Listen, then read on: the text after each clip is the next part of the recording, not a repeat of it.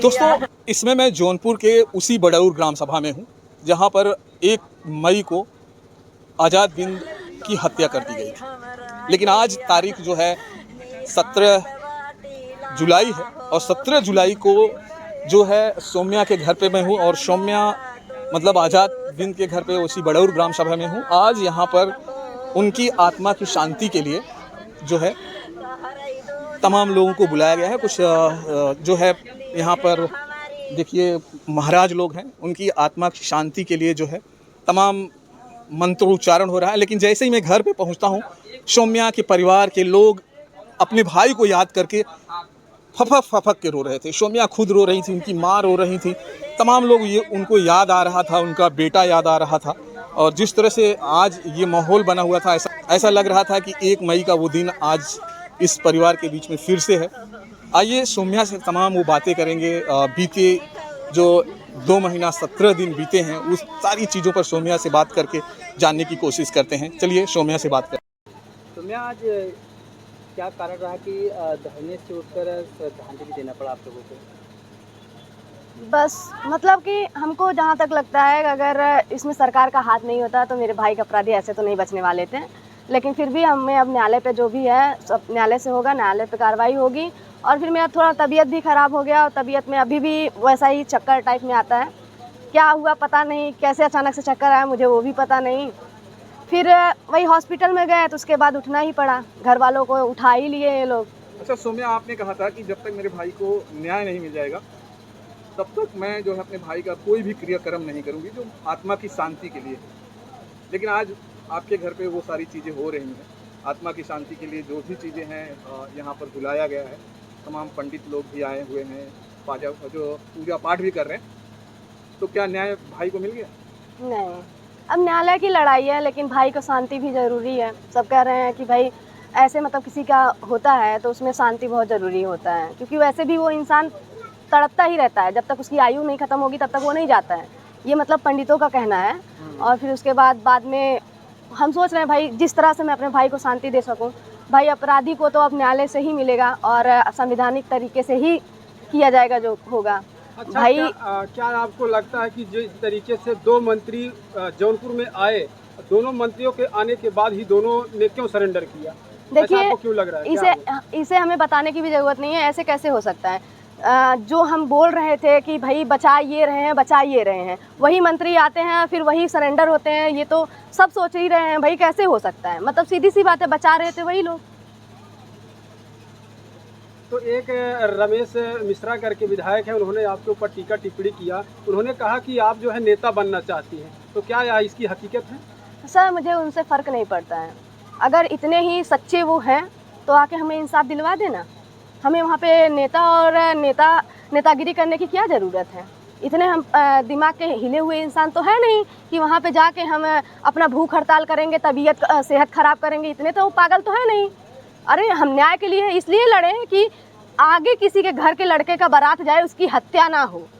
मेरा तो भाई गया, लेकिन ये हत्यारे ना जाने कितनों के हत्या करते हैं और फिर ना जाने कितने हत्यारे बढ़ते हैं।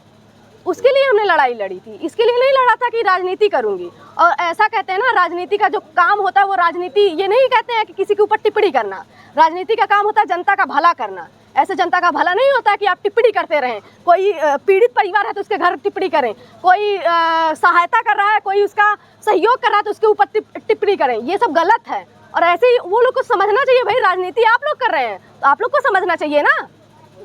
ये रमेश मिश्रा आपके करीब में है, यहाँ से न चल करके एक घटना मुगरा बादशाहपुर में घटती है, वहाँ पहुँचते हैं और उस ब्राह्मण परिवार के साथ मिलकर के न्याय की लड़ाई लड़ते हैं, जो कि वहाँ किसी की जान भी नहीं जाती। क्या आपके दरवाजे पर एक दिन भी आए थे कि नहीं आए थे? हम नहीं जानते ये रमेश मिश्रा कौन है, लेकिन हम इतना ही जानते हैं राजनीति आप कर रहे हैं तो राजनीति में जनता का भला करना होता है।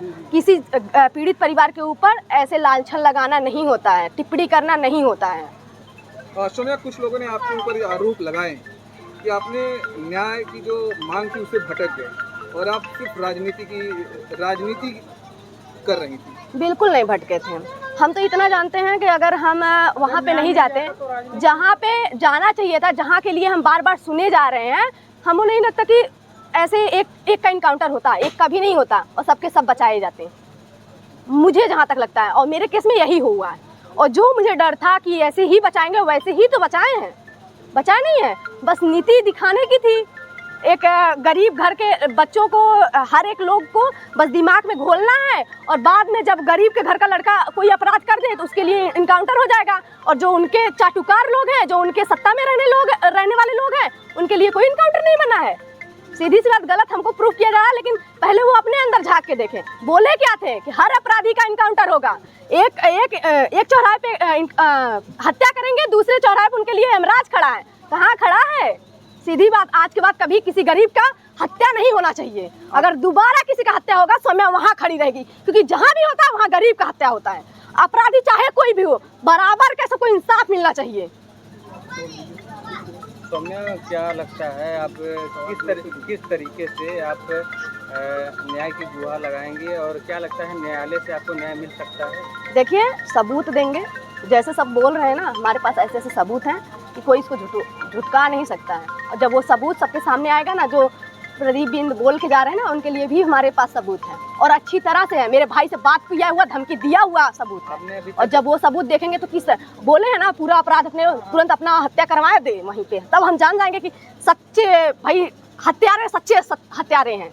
इतना झूठ बोलना, जबकि इस पूरा हम अब कान से सुने हुए हैं, मेरे पास है प्रूफ। बस इसलिए नहीं कर रही हूँ कि थोड़ा मैं भी दे दूँ सब जगह, उसके बाद मैं वो जारी करूंगी, ऐसी बात नहीं है नहीं जारी करूंगी। प्रदीप बिंद जाते जाते तो ये कह के गए, वो तो उनका मेरे भाई से जो कन्वर्सेशन हुआ है, सब प्रूफ है मेरे पास। ऐसे मैंने किसी का नाम नहीं लिया है, मेरे पास सब है। और मैं चाहती हूँ अब जो न्यायालय से हो रहा है ना, उसको भी मैं करूँगी। अच्छा, हर तरीके से लड़ूंगी, और न्यायालय में भी सब कहते हैं ना, न्यायालय में इंसाफ मिलता है, तो उसी टाइम ये भी देखा जाएगा गरीब को न्यायालय में इंसाफ मिलता है कि नहीं मिलता है। और हम अपने तरीके से, चाहे हमको भीख मांगना पड़े, चाहे हमको जॉब करना पड़े, चाहे हमको कुछ भी करना पड़े, हम तो वहाँ पे भी लड़ेंगे, जैसे यहाँ पे लड़ रहे हैं, जैसे जमीनी स्तर पे पूरी लड़ाई लड़ चुके हैं। अब हमको नहीं लगता, अब तो सब यहाँ पे राजनीति ही हो रही है, हमें भी लग रहा है। लेकिन अब हम यहाँ राजनीति से हट के, हमको यही लग रहा है कि अब सौम्या न्यायालय से भी देखेगी, और जहाँ भी जनता के सामने अगर किसी भी गरीब के घर के लड़का अगर इनकाउंटर से मरा, तो सौम्या वहाँ पे खड़ी दिखेगी। लोग सवाल ये भी करते हैं कि अगर जो विनोद बिंद आए थे, आपको यहाँ लिवा करके गए योगी आदित्यनाथ के पास, वहाँ जाने के बाद क्या आपके मिशन और मूवमेंट को रोकने की यह बड़ी साजिश की गई थी? देखिए, हम बस इतना जानते हैं, वो एक हफ्ते के लिए एक टाइम था कि हम सीधा सीधा उनके ऊपर आरोप लगाए। लेकिन एक बात बता दें, जब बड़ा सुनेगा ही नहीं, छोटा क्या करेगा? बड़े का आदेश आएगा तो छोटा वही करेगा। अच्छा सौम्या, एक है कि आप लगातार यहाँ के जो विधायक रहे हैं या पूर्व सांसद रहे हैं बीजेपी से, आप लोग गुहार लगाती रहे कि मुझे योगी आदित्यनाथ से मिलाइए, लेकिन अगर यही कहा जाए कि विनोद डॉक्टर जो भदोही के सांसद थे, वो आपके पास आते हैं, आपको लेके जाते हैं, वहाँ जाने के बाद जब आपको मिलाते हैं, उन्होंने तो अपनी तरफ से पूरी कोशिश की, देखिए अपना जो रोल था अदा किया, लेकिन फिर भी आपने उनके ऊपर बहुत कीचड़ उठाए। देखिए सर, हमें इस चीज़ का बुरा लगा जब उन्होंने कहा कि ओबीसी एससी को नहीं देखना चाहते हैं, तब उन्होंने जब नहीं बोला तो मुझे बहुत हर्ट हुआ। हमने मानते हूँ कि आपकी बातें वो नहीं सुना इंसान, ठीक है, लेकिन एक वो है कि आप हमारे लिए खड़े हैं, हमने आपको वोट दिया है, हम नहीं बोल सकते थे? आप तो बोल सकते थे ना वहाँ पे कि सर ऐसे कैसे बोल रहे हैं, बोल सकते कि नहीं? ये लोकतंत्र जो ये हमारा चल रहा है, लोकतंत्र है ना, इसमें तो सब अपना आवाज उठाएंगे, और हमने आपको वोट दिया है तो आप वहाँ पे आवाज तो उठा सकते थे। ये जो वार्ता हो रही थी, क्या उनके सामने ही हो रही थी? उनके सामने वो बैठे थे वहाँ पे, ये हमारी बात एक भी गलत नहीं है, चाहे उनके सामने जाके आप पूछ सकते हैं। और मैं उनके ऊपर पहले मुझे लगता था कि नहीं ऐसा, लेकिन हम कहते हैं कि वहाँ पे इनको आवाज़ उठानी चाहिए थी। अगर वहाँ पे ये आवाज़ उठाते ना, तो इनको पता नहीं कहाँ यही जनता पहुँचा देती। अच्छा, इस शोक श्रद्धांजलि के बाद आपका अगला कदम क्या होगा? अगला कदम यही न्यायालय का है, न्यायालय पे लड़ाई लड़ेंगे, अपनी पढ़ाई लिखाई जारी करेंगे, यही है। सौम्या, अगर न्यायालय से कुछ ऐसा फैसला आता है जो आपको ठेस पहुंचता है तो क्या करें? तब देखते हैं सर, अभी तो ये नहीं सोचे हैं, सच्ची बता रहे हैं, ये हम नहीं सोचे हैं। हम ये सोचे हैं अपना जी जान लगाएंगे उसमें, और सोच रहे हैं कि चाहे हमको कहीं से भी कुछ भी करना पड़े, वहाँ पे लड़ना है, अच्छे तरीके से लड़ना है, ताकि वहाँ से कोई चूक ना हो पाए और जीत जाएं, ऐसा है। अभी अंदर से ये नहीं सोचे कि नहीं होगा, ये नहीं सोचे हैं, और ऐसा ना हो। बहुत आपको न्यायालय पर पूरा भरोसा है, आपको इंसाफ मिलेगा? देखिए, अभी तक हम कभी ना न्यायालय में गए हैं, ना ही जानते हैं, लेकिन सब कहते हैं कि संविधानिक तरीके से इंसाफ मिलता है। लेकिन आजकल जो हो रहा है, पैसा और सत्ता सब इसमें हो रहा है, इससे हमको डर है। सौम्या, क्या लगता है इस सरकार में जातिवादी हो रही है? जैसे रवि यादव का इनकाउंटर हुआ, उसके बाद जो दो मुख्य आरोपी हैं वो देखिए, इसमें जातिवाद का नाम ही मत दीजिए, हम तो कहेंगे ओबीसी और एससी का नाम दीजिए। ओबीसी एससी मर रहे हैं और जनरल भी मर रहे हैं, लेकिन उसमें से कौन मर रहा है, जैसे कि जिनके घर गरीब है या फिर सरकार के खिलाफ आवाज़ उठा दिया, वो मर रहा है और कोई नहीं मर रहा है। हम इतने से मतलब आप ही लोग का न्यूज़ देख के इतना सीख गए हैं कि मर बस गरीब रहा है। सोनिया बोले राजभर के सरेंडर के बाद जो आपका दर्द और चीख समाज ने देखा, उसके बावजूद लोग राजनीति का जो नाम दिए उसको क्या कहें? बस हम यही कहेंगे कि देखिए, जब अपने पे पड़ती है ना, तब इंसान को समझ में आता है, उससे पहले नहीं समझ में आता है। और हम ये लड़ रहे हैं कि हमारे समाज में अब किसी भाई के बारात जाते वक्त हत्या नहीं होनी चाहिए। और हमारा सरकार से, प्रशासन से यही गुहार है, अगला कभी न्यूज़ ऐसा नहीं बनना चाहिए किसी की हत्या बारात जाते वक्त हुई है। सोनिया, अभी भी आपको डर लगता है बाहर जब निकलती हैं तो? डर तो है, लेकिन डर से क्या, जिस दिन मौत रहेगी उस दिन जाएंगे, ये है अंदर। और लेकिन ये है कि अब बस एक बार हम माननीय मुख्यमंत्री आदित्यनाथ योगी जी से कहेंगे, अब किसी का इनकाउंटर नहीं होना चाहिए, अब इनकाउंटर की नीति खत्म कर दें।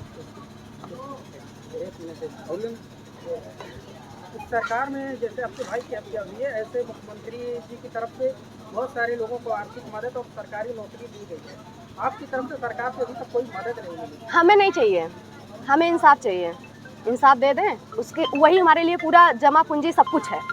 जैसा कि आपने देखा कि दोस्तों, सौम्या अभी भी कह रही हैं कि मैं न्याय की लड़ाई लड़ूंगी। अब मैं जो है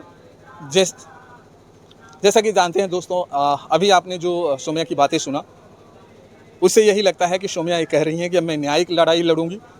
जो लड़ाई मैं अभी तक लड़ती आ रही हूँ, उससे मुझे तमाम चीज़ों पर भरोसा उठ गया है। कुछ लोगों ने उन्हें कहा कि राजनीति की लड़ाई लड़ रही हूँ, उसको उन्होंने खंडन किया कि नहीं, मैं राजनीति लड़ाई नहीं लड़ रही हूँ, मैं अपने भाई की जो है हत्यारों की लड़ाई लड़ रही हूँ और उसे न्याय दिलाने के लिए लड़ाई लड़ रही हूँ। और तब तक लड़ूंगी जब तक मुझे जो है न्याय नहीं मिल जाएगा।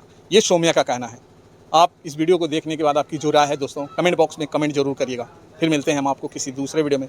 जय हिंद, जय भारत।